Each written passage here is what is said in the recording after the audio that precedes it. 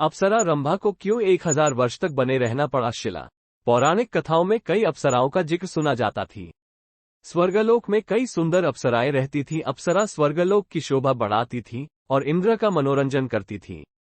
तथा पौराणिक काल में इंद्र महान ऋषियों की तपस्या भंग करने के लिए अप्सराओं को धरती पर भेजा करते थे।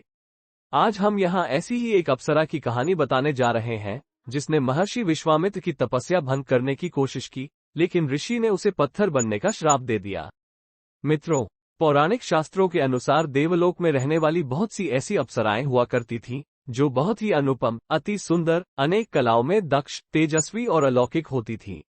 नमस्कार मित्रों, स्वागत है आप सभी का एक बार फिर हमारे रहस्य चैनल पर। मित्रों, शास्त्रों के अनुसार देवराज इंद्र के स्वर्ग में हजारों अप्सराएं थीं, लेकिन उनमें से 1008 प्रमुख थी। उनमें से भी 11 अप्सराएं प्रमुख सेविका थीं। मित्रों, आपको बता दें कि पौराणिक शास्त्रों के अनुसार अप्सरा देवलोक में रहने वाली अनुपम, अति सुंदर, अनेक कलाओं में दक्ष, तेजस्वी और अलौकिक दिव्य स्त्री है। शास्त्रों के अनुसार देवराज इंद्र के स्वर्ग में हजारों अप्सराएं थीं, लेकिन उनमें से 1008 प्रमुख थी। उनमें से भी 11 अप्सराएं प्रमुख सेविका थीं। ये हैं वो 11 अप्सराएं: कृतस्थली, पुंजिकस्थला, मेनका, रंभा, प्रमलोचा, अनुमलोचा, घृताची, वर्चा, उर्वशी, पूर्वचिति और तिलोत्तमा।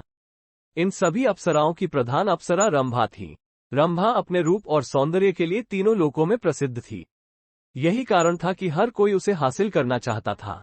मित्रों, आपको बता दें कि रंभा रामायण काल में यक्षराज कुबेर के पुत्र नलकुबेर की पत्नी थी, लेकिन ये बात पता होते हुए भी रावण ने रंभा के साथ बलात्कार करने का प्रयास किया था, जिसके चलते रंभा ने उसे शाप दिया था कि अगर उसने किसी भी स्त्री को बिना उसकी अनुमति के छुआ भी तो उसके सिर के 100 टुकड़े हो जाएंगे। कहते हैं कि रंभा का प्रकट्य समुद्र मंथन से हुआ था, इसीलिए उसे लक्ष्मी स्वरूपा भी कहा जाता है। लेकिन एक अन्य मान्यता अनुसार रंभा के पिता का नाम कश्यप और माता का नाम प्रधा था। जब शिला बन गई रंभा, एक बार विश्वामित्र की घोर तपस्या से विचलित होकर इंद्र ने रंभा को बुलवाकर विश्वामित्र का तप भंग करने के लिए भेजा, लेकिन ऋषि इंद्र का षड्यंत्र समझ गए और उन्होंने रंभा को 1000 वर्षों तक शिला बनकर रहने का शाप दे डाला। सवाल यह उठता है कि अपराध तो इंद्र ने किया था, फिर सजा रंभा को क्यों मिली?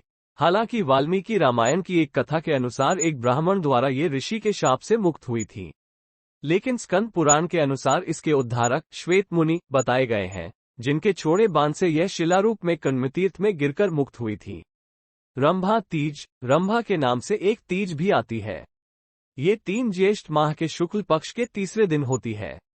इस दिन व्रत भी रखा जाता है और रंभा की पूजा भी होती है। इस दिन विवाहित स्त्रियां गेहूं, अनाज और फूल के साथ चूड़ियों के जोड़े की भी पूजा करती है, जिसे अप्सरा रंभा और देवी लक्ष्मी का प्रतीक माना जाता है।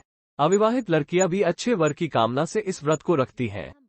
कहते हैं कि आकर्षक सुंदरतम वस्त्र, अलंकार और सौंदर्य प्रसाधनों से युक्त सुसज्जित चिरयौवना रंभा के बारे में कहा जाता है कि उनकी साधना करने से साधक के शरीर के रोग, जर्जरता एवं बुढ़ापा समाप्त हो जाता है।